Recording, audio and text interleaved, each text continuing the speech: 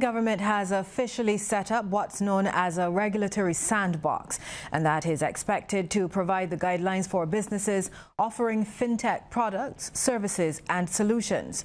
It's a joint initiative of the Central Bank of Barbados and the Financial Services Commission. The announcement was first made last October that the framework for the sandbox is being set up. And over the past weekend, Minister in the Ministry of Finance, Ryan Strawn, told a reception to mark the Insurance Corporation of Barbados's 40th anniversary it has since been established. He notes, given the novelty of the fintech sector, there are concerns that some innovations may blur traditional lines of financial activity, or the regulators may not know the technology being used. The purpose of this regulatory sandbox is twofold.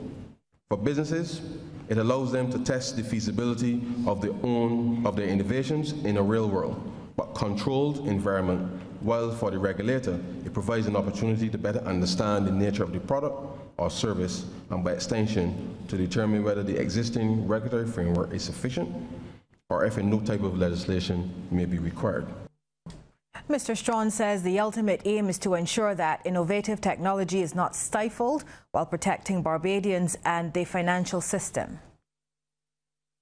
In the near future, more attention will be given to activities such as peer-to-peer lenders, crowdfunding platforms, and private investment clubs. The transformational path which Barbados is currently on will be driven to a great extent by new and emerging technologies, and so artificial intelligence, big data analytics, cloud computing, robotics, blockchain, and such like are at the forefront of our thought process.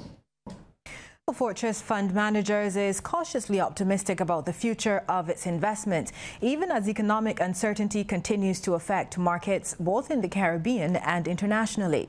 The optimism was articulated in the Fortress 2018 annual reports, which were recently made available to investors.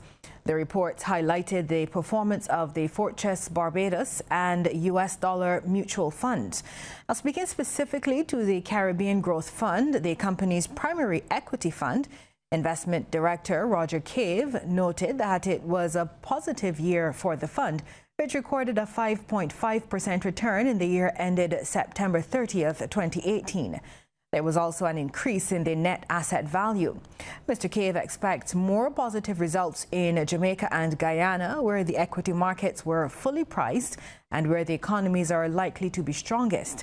However, he acknowledged that Barbados, Trinidad, and some OECS countries were struggling with deficits and restructuring, and that it was difficult to see any major gains from those equity markets in the coming year. Well, let's take a look now at how the stocks traded on selected exchanges across the region. First up, Jamaica, where Sagicor Group Jamaica Limited was the volume leader with 5,552,292 units at $39.05 each. They were followed by Scotia Group Jamaica Limited and NCB Financial Group Limited. In Trinidad and Tobago, National Enterprises Limited was the volume leader, 15,000 shares changing hands for a value of $120,000. They were followed by Angus Jura Holdings Limited and West Indian Tobacco Company Limited.